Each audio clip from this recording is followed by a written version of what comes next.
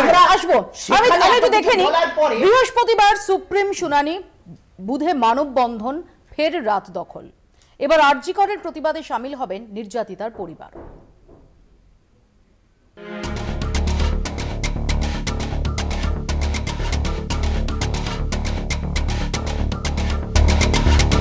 দেশ তাকিয়ে সুপ্রিম কোর্টের দিকে। সাধারণ মানুষ জানতে চাইছে সেদিন রাতে ঠিক কি ঘটে আরজি করে। বৃহস্পতিবার আরজি কর তদন্তের দ্বিতীয় অন্তর্বর্তী রিপোর্ট জমা করবে সিবিআই। সম্ভাব্য কি রিপোর্ট দেবে সিবিআই? সুপ্রিম কোর্টে কি রিপোর্ট দেবে সিবিআই?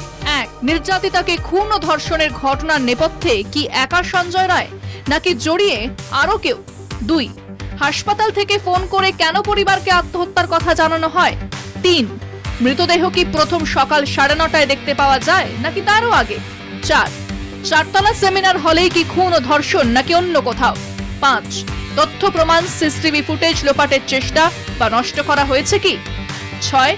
সঞ্জয় রায় এবং বাকিদের পলিগ্রাফ টেস্টে কি সূত্র সিবিআইয়ের হাতে? 7.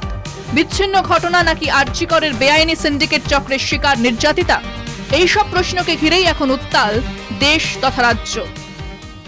যদি তারা এটা জাস্টিফাই করতে পারে যে প্লেস অফ অকারেন্সে প্রাথমিক বিকৃতির জন্য তাদের তদন্ত এগোতে পারছে না, তাহলে সেই প্লেস অফ অকারেন্স কাদের কাদের দায়িত্বে ছিল, তাদের বিরুদ্ধে সিবিআই ব্যবস্থা কেন নেয়নি এবং কি ব্যবস্থা নিতে চলেছে, এটাও খুব স্পষ্টভাবে জানাতে হবে। জাস্টিস ডিলেড মানে জাস্টিস ডিনাইড। পোস্টমর্টমের রিপোর্টটাও বোঝার ক্ষমতা নেই যে ন্যাকামি করছে, যে অমুক জড়িত না আরো কেউ ছিল, সিবিআই কে বলতে হবে।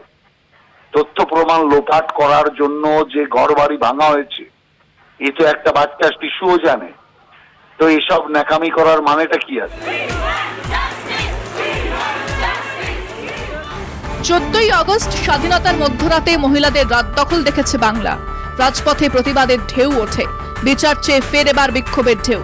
বিচার পেতে মানববন্ধন, আলো নিভিয়ে প্রদীপ জ্বালানোর কর্মসূচির ডাক জুনিয়র চিকিৎসকদের। আরজি করে জুনিয়র চিকিৎসকদের রাত দখল কর্মসূচিতে এবার পথে নির্যাতিতার বাবা মা।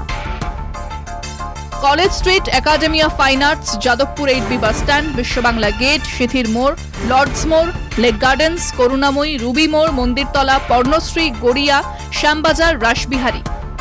ফের রাত দখলের সাক্ষী হতে চলেছে কলকাতা থেকে রাজ্য। নারী সুরক্ষায় রাজ্যের গাফিলতি নিয়ে প্রশ্ন প্রাক্তন আইনমন্ত্রী তথা কেন্দ্রীয় সাংসদ বিষয়ক মন্ত্রী কিরণ রিজিজুর পোস্ট। 2021 সালে মুখ্যমন্ত্রীকে দেওয়া চিঠিকে হাতিয়ার করে এক্স হ্যান্ডেলে পোস্ট। তার দাবি, সমস্যার কথা রাজ্যকে জানালেও পদক্ষেপ করেননি মুখ্যমন্ত্রী। 2018তেই ধর্ষণ বিরোধী করা আইন এনেছে কেন্দ্র। আইন কার্যকরী রাজ্যের পদক্ষেপ করা উচিত।